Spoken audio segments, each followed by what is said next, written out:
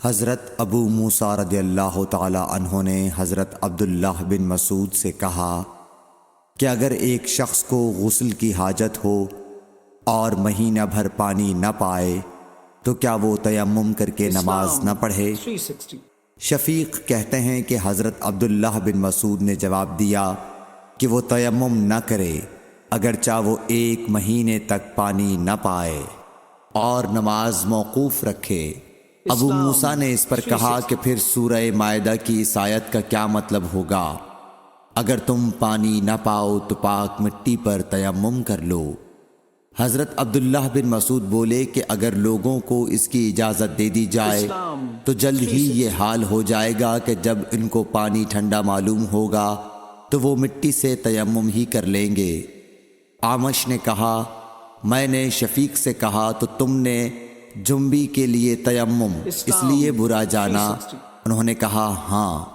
پھر حضرت ابو موسیٰ اشعری رضی اللہ تعالیٰ عنہ نے فرمایا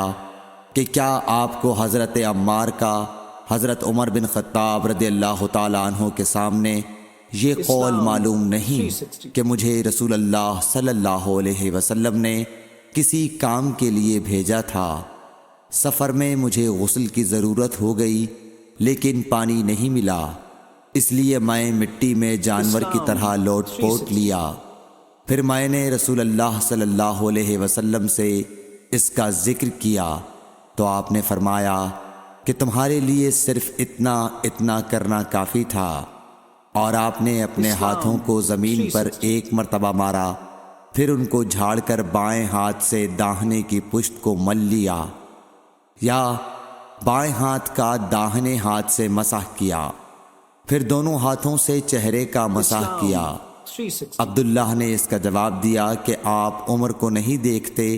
کہ انہوں نے عمار کی بات پر قناعت نہیں کی تھی؟